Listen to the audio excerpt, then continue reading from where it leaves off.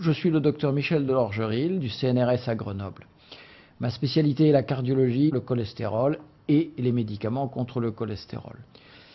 Ma conclusion, après 3 décennies de travail sur ce sujet, est que l'affaire du cholestérol et des traitements anti-cholestérol est un épouvantable scandale sanitaire, bien pire encore que l'affaire du Mediator. C'est pourquoi j'en appelle à la population.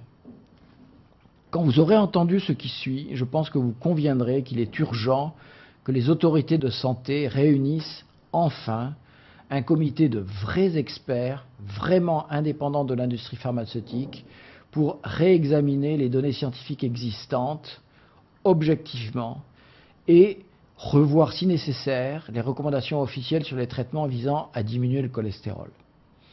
Notre but est, au minimum, que vous ne vous fassiez plus prescrire automatiquement des médicaments qui pourraient gravement nuire à votre santé.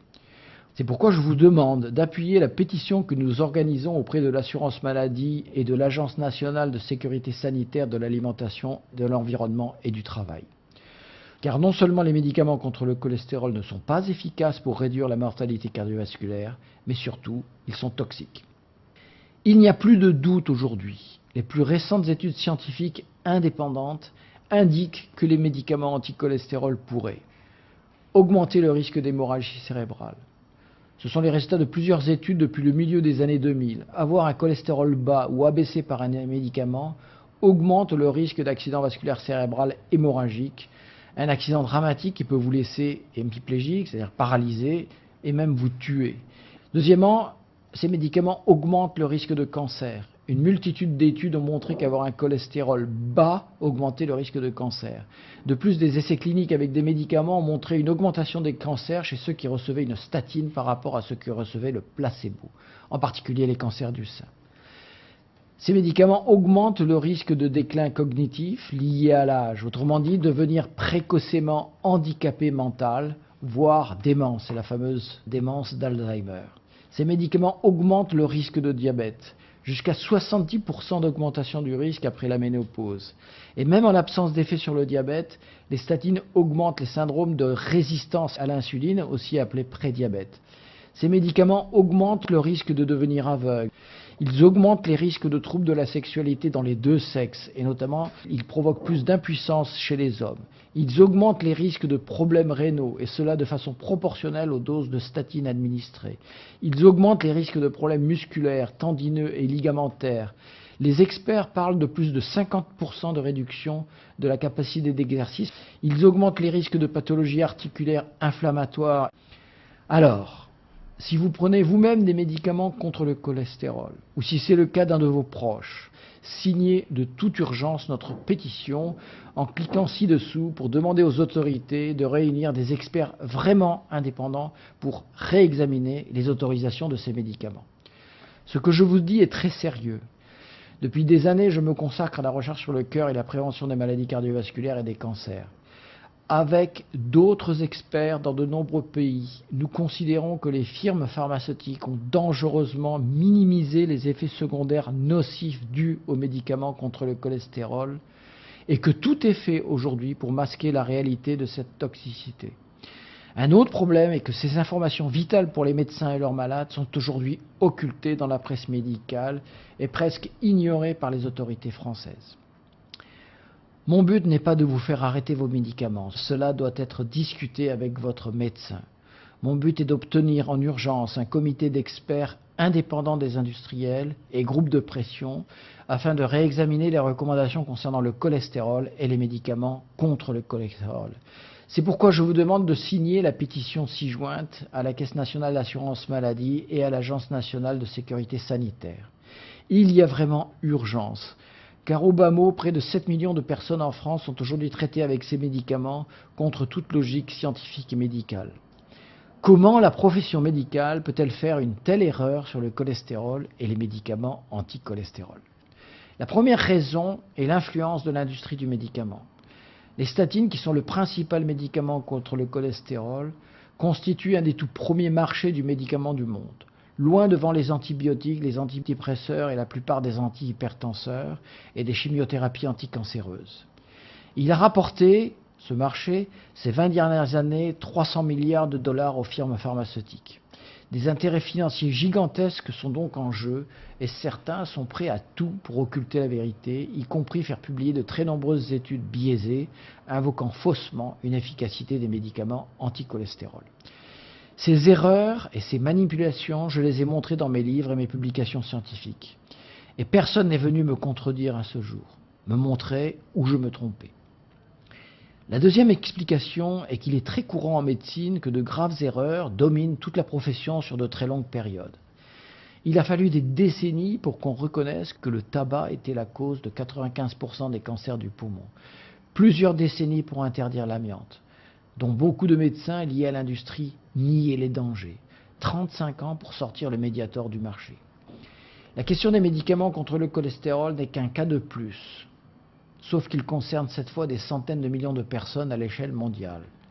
Du côté des études scientifiques, il faut bien comprendre qu'aucun lien de causalité n'a jamais été démontré entre la mortalité coronaire et le taux de cholestérol. Le 12 novembre 2004, il y a maintenant 10 ans, une grande étude est parue dans le British Medical Journal qui montre que les prescriptions de statines ont été multipliées par 7 entre 1996 et 2002 au Royaume-Uni, sans entraîner la moindre diminution du nombre d'admissions en hôpital pour un infarctus du myocarde.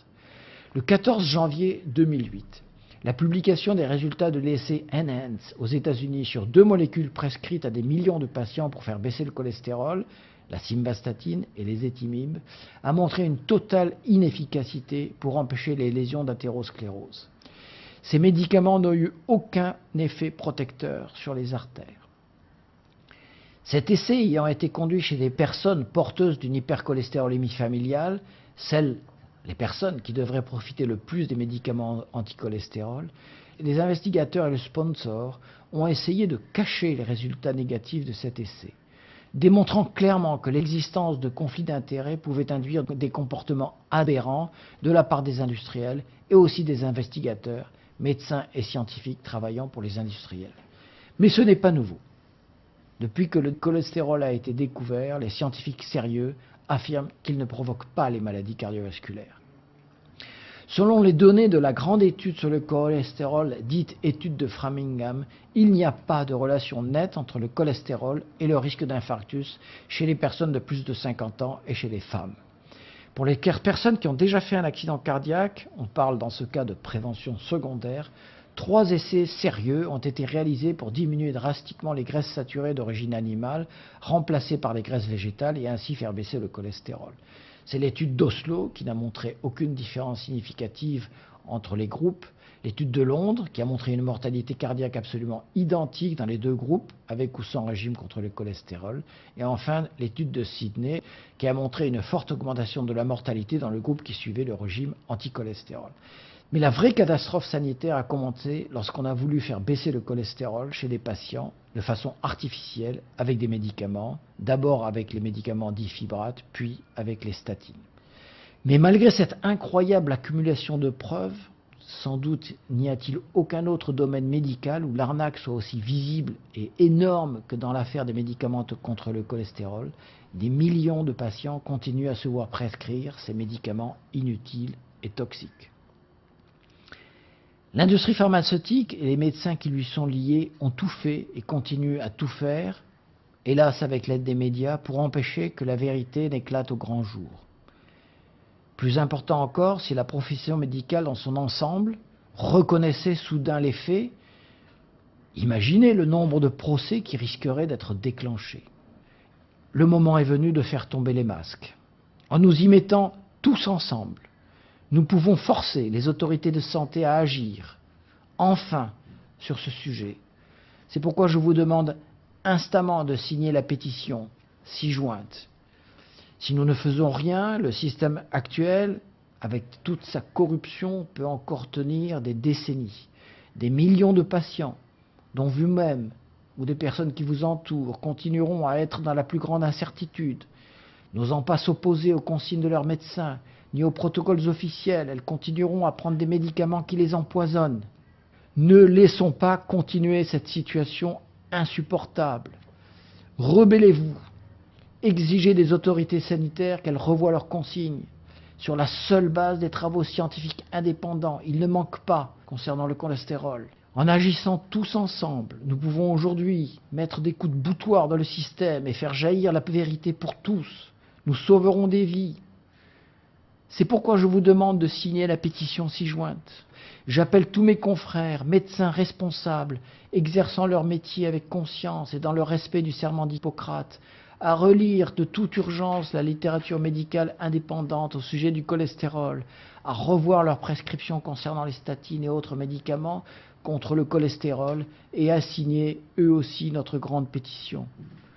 Je rappelle surtout que de nombreuses études, largement ignorées de la presse médicale et de la grande presse, ont montré que les méthodes naturelles, l'adoption d'un mode de vie protecteur, permettent de réduire de façon drastique le risque de maladie cardiaque. Continuer de les cacher au public est plus qu'un scandale, c'est un crime.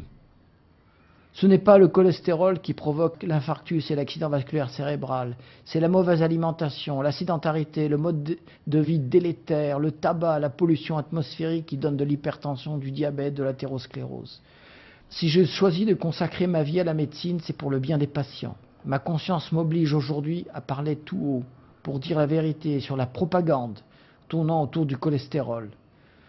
Ne soyez pas victime, vous aussi, de cette odieuse manipulation. Défendez-vous, défendez vos proches. Signez maintenant cette grande pétition contre les lobbies. Transférez, s'il vous plaît, ce message le plus largement possible autour de vous. Bien à vous, je suis le docteur Michel Delorgeril.